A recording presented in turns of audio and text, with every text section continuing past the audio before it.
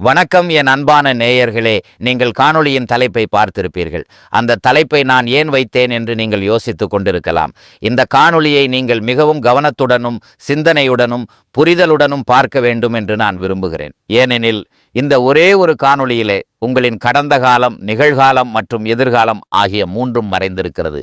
எனவே இந்த காணொளியை ஒரு சாதாரண காணொளியாக நீங்கள் கருத வேண்டாம். இது ஒரு தனித்துவமான ஆழமான கணிப்பு காணொளி. பொதுவாக இதுபோன்ற காணொளிகளை கொண்டு வருவதற்கு மிகுந்த ஆழ்ந்த சிந்தனையும் ஆராய்ச்சியும் தேவை. அதோடு இந்த கருத்துக்களை வெளிப்படுத்துவதற்கு மனமும் மிகவும் நல்ல நிலையில் இருக்க வேண்டும். இந்த காணொளியை பார்த்த பிறகு உங்கள் வாழ்க்கையிலே ஒரு புது தெளிவு பிறக்கும். காணொளி சற்று நீளமாக இருக்கும். ஏனென்றால் இதுவரைக்கும் யாரும் சொல்லாத தகவல்களை நான் கொண்டு வந்துள்ளேன். என் அன்பானவர்களே, முதலில் ஒரு முக்கியமான தகவலை நான் சொல்லிவிடுகிறேன். மே மாதம் 2025 உங்களின் முந்தைய வாழ்க்கையை பற்றி நீங்கள் அதிகமாக நினைத்து கொண்டிருக்கிறீர்கள். உங்களுக்குள் ஒரு பதற்றத்தின் சூழலில் இருக்கிறீர்கள்.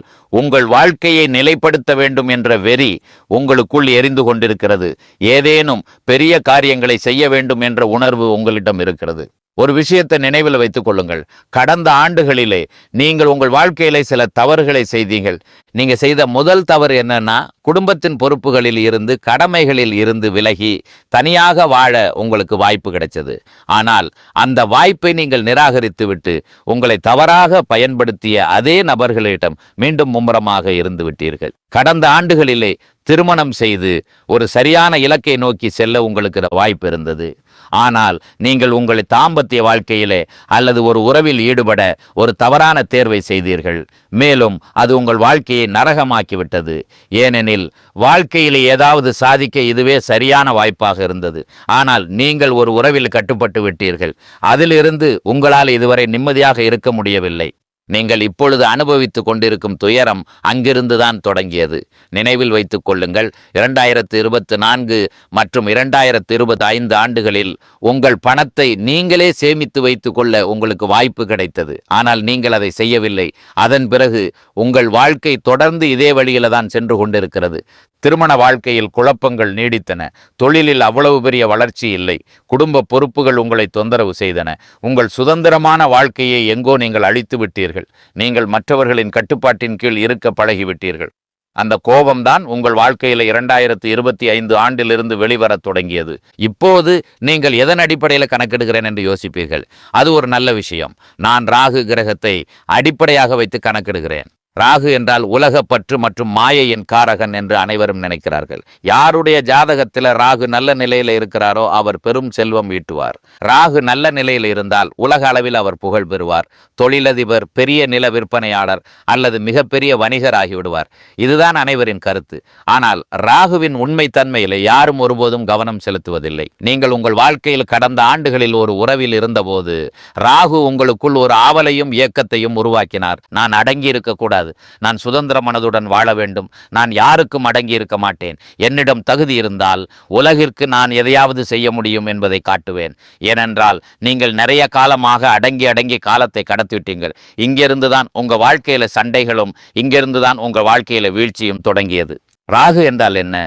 ராகுவின் அதிகாரம் ஒரு நிழல் கிரகமாகும். புரிந்து கொள்ளுங்கள், சூரியனையும் சந்திரனையும் கூட தன்னுள் அடக்கிக் கொள்ளும் ஒரு கிரகம். இது பூர்வ ஜென்மத்தின் முற்பிறவியின் காரகனும் ஆகும். எனவே 2024 மற்றும் 2025 ஆண்டில்தான் நீங்கள் வாழ்க்கையில் ஏதாவது செய்ய வேண்டும் என்ற ஆவல் உங்களுக்குள் எழுந்தது. இந்த ராகு உங்களுக்குள் ஒரு மாய வலையை உருவாக்க தொடங்கினார். உங்களுக்குள் தன்னம்பிக்கை அதிகரித்தது. கடந்த ஆண்டுகளில் நீங்கள் பலவிதமான உறவுகளில் ஈடுபட்டீர்கள். கெட்டவர்களுடன் தொடர்பு ஏற்பட்டது. வெளிநாடு அல்லது வெளி மாநிலம் சென்றீர்கள். உங்கள் ஊதியமும் அதிகரித்தது. ஆனால் உங்களுக்குள் கோபம், ஆத்திரம் மற்றும் நான் யாருடைய கீழும் இருக்கக்கூடாது என்ற எண்ணமும் தோன்றியது. ஒரு வகையில இந்த குணம் உங்களை சரியான வழியில இட்டு சென்றது. ஆனால் இந்த நேரத்திலே உறவுகளும் முறிந்து விட்டன. ஒரு சரியான தொழிலும் கைவிட்டு போனது, வீடும் கைவிட்டு போனது, இடமும் கைவிட்டு போனது, உங்கள் உறவும் கைவிட்டு போனது. இப்போது நான் ஒரு முக்கியமான விஷயத்தை சொல்ல போகிறேன். கேது துயரத்தை கொடுத்து தர்மவானாக மாற்றுவார்.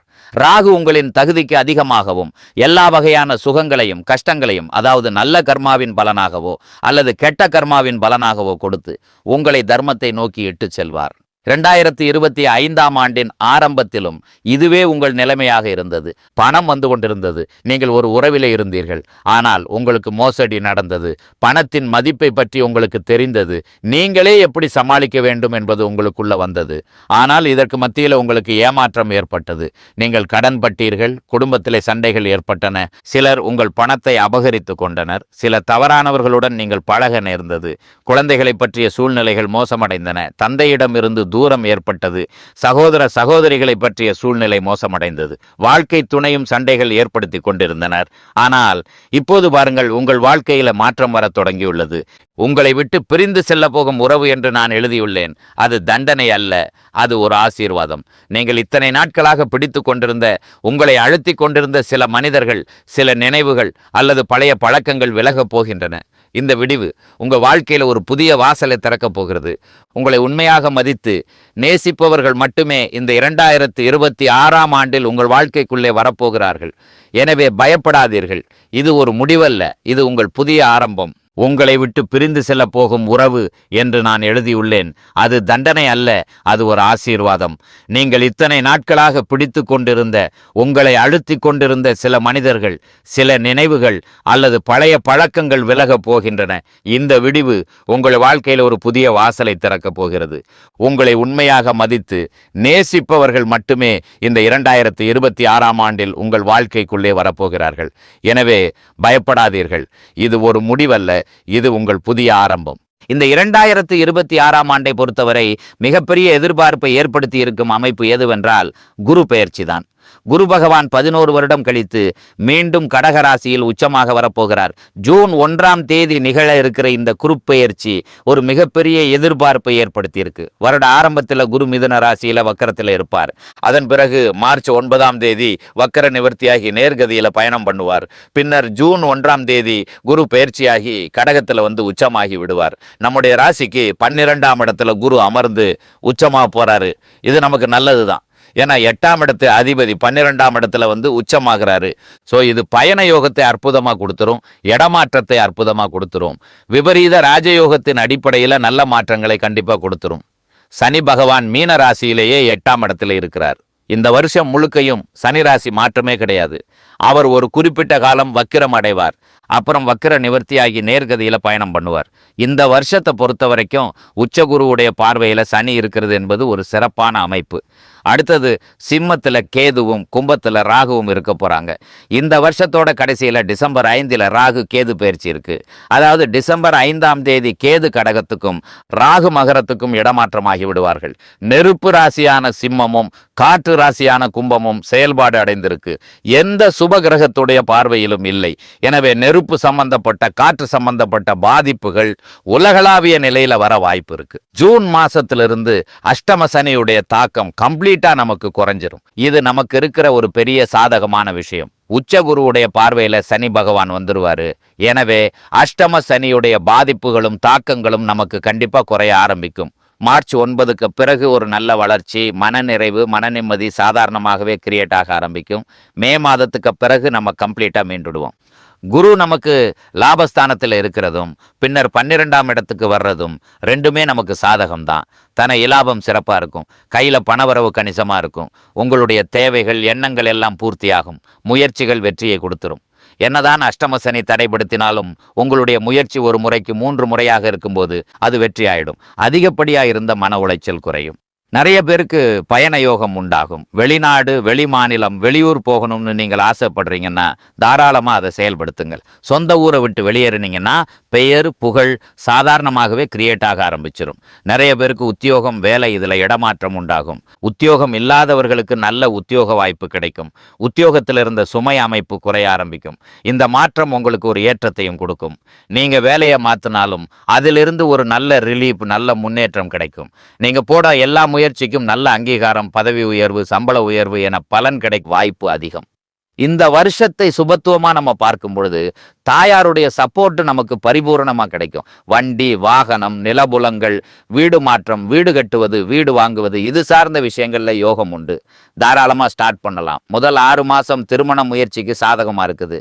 அதுல நிறைய பேருக்கு சுப செய்திகள் கிடைக்க வாய்ப்பு அதிகம். இந்த வருஷத்துல குழந்தை பாக்கியம் இல்லாதவங்களுக்கு குழந்தை பாக்கியத்துல சுப செய்தி தடை தாமதத்தோட நமக்கு கிடைக்கும். மேலும் குரு பார்வை 4ஆம் இடத்துக்கு வருதுனால படிப்புல நல்ல முன்னேற்றம், நல்ல மாற்றம், நல்ல வளர்ச்சி இருக்கும். உங்களுடைய தேக ஆரோக்கியத்துல ஏதாச்சும் பிரச்சனை இருந்துச்சுன்னா அதை நிவர்த்தி செய்ய இந்த வருஷத்துல செலவுகளை அதிகப்படுத்துவீங்க. இதன் மூலமா தேக ஆரோக்கியம் மேம்படும். கவனிக்க வேண்டிய விஷயங்கள், இவ்வளவு நல்ல விஷயங்கள் இருந்தாலும் எதிலெல்லாம் அக்கறை செலுத்த வேண்டும் என்றால், தொழில் சார்ந்த விஷயங்களில் கூடுதல் விழிப்புணர்வு தேவை. பெரிய இடர் எதுவும் எடுக்காதீங்க. புதுசா வணிகம் ஸ்டார்ட் பண்றேன், கடன் வாங்கி வணிகம் ஸ்டார்ட் பண்றேன் அப்படின்னா போய் லாக் ஆகிடுவீங்க. கூட்டு தொழில் சம்பந்தமான விஷயங்களை ரொம்ப கவனமாக இருக்கணும். பொருளாதாரத்தை பொறுத்த வரைக்கும் நிறைய சுபவிரய செலவு இருக்கும். கையில பணம் நிக்காது. எவ்வளவு பணம் வருதோ அதுக்கு ஈக்குவலான செலவு இருக்கும். ஆனா அதை சுபவிரய செலவாக இருக்கும்படி மாற்றிக்கொள்ளுங்கள். தண்டவிரய செலவுகளை குறைத்து நல்ல விஷயம் எதிலாவது முதலீடு பண்ணி வச்சுக்கிறது உங்களுக்கு சிறந்த வழி. ஜென்மத்தில் கேது இருக்கிறதுனால மனதளவில் கொஞ்சம் அழுத்தம் இருக்கும். பெண்கள் அதிகமாக தியானம் பண்ணது நல்லது. ஒரு சிலருக்கு இந்த நேரத்தில் சந்தேக குணம் வெளிப்படலாம். எல்லாரையும் அனுசரித்து, குடும்பத்தையும் அனுசரித்து எடுத்துக்கிட்டு போக ட்ரை பண்ணணும். குடும்பத்திலையும் முழு நிம்மதி இருக்காது. பெண்கள் இந்த நேரத்தில் சரியாக தூங்கவே மாட்டாங்க. தூக்கமின்மை பிரச்சனை நிறைய பேருக்கு வரும். சோர்வான அமைப்பை குறைக்க ஆரோக்கியமான உணவை அதிகமாக எடுத்துக்கோங்க. ஒரு உத்தியோகத்தை சேஞ்ச் பண்ணுறது உங்களுக்கு நல்லது. இருக்கிற வேலையை புரிஞ்சுக்கிட்டு அதே சமயத்தில் வேற நல்ல வாய்ப்பு தேடுங்கள். ஜனவரியிலேயே அவசரப்பட்டு முடிவுகள் எடுக்காமல் கொஞ்சம் பொறுமையாக வேலையை தேடுங்கள். ஜூன் மாதத்துக்கு பிறகு பிள்ளைகள், குழந்தை பாக்கியம், பிள்ளைகள் சார்ந்த விஷயங்கள், பிள்ளைகளுடைய உடல் நலம் அனைத்திலும் கூடுதல் கவனம், அக்கறை தேவை. பிள்ளைகளுக்கு சுப விசேஷம் தள்ளி தள்ளி போகிற மாதிரி ஒரு உணர்வு இருக்கும். அஷ்டம சனி நடக்கிறதுனால மாணவர்களுக்கு கடுமையான குழப்ப அமைப்பு வரும். விரும்பிய பாடத்திட்டத்தை எடுக்க சிரமங்கள் இருந்தாலும் முயற்சி இருக்கும்போது நீங்கள் எதிர்பார்த்ததையே சூஸ் பண்ணிக்க படிக்கக்கூடிய வாய்ப்பு அதிகரிக்கும். மாணவர்கள் படிப்பில் அலட்சியம் இல்லாமல் இருக்கணும். தெய்வ வழிபாடு மற்றும் பரிகாரங்கள். அஷ்டம சனியின் தாக்கத்தை மேலும் குறைக்க சில வழிமுறைகள். உங்க வீட்டுக்கு பக்கத்தில் இருக்கும் விநாயகர் ஸ்தலம், ஆஞ்சநேயர் ஸ்தலம், பெருமாள் ஸ்தலம், இந்த இடங்களுக்கு போயிட்டு வழிபட்டு வந்துகிட்டே இருங்க. தினமும் தியானம் பண்ணுங்க. 15 நிமிஷமாவது தியானம் பண்ணி உங்களுடைய நாளை ஸ்டார்ட் பண்ணுங்க. அஷ்டம சனி நடக்கிறதுனால சிம்ம ராசிக்காரர்கள் எல்லாருமே உணவு தானம் அதிகமாக செய்ய முயற்சி பண்ணுங்க. துப்புரவு பணியாளர்கள், தூய்மை பணி செய்யக்கூடிய நண்பர்கள், வயதானவர்கள், இவர்களுக்கு உங்களால் முடிஞ்ச உதவி பண்ணுங்க. மேலும் நான் சொல்ல விரும்பும் மிக முக்கியமான விஷயம், சிறிது தர்மத்தை நோக்கி செல்ல தொடங்குங்கள். அமைதி கிடைக்கும். உங்கள் வாழ்க்கை இங்கிருந்து சரியாகிவிடும். 2026 ஒரு புதிய ஆரம்பம் காத்திருக்கிறது. இனி எல்லாமே நல்லதே நடக்கும். மீண்டும் ஒரு அடுத்த காணொளியில் சந்திக்கிறேன். அதுவரை வணக்கம்.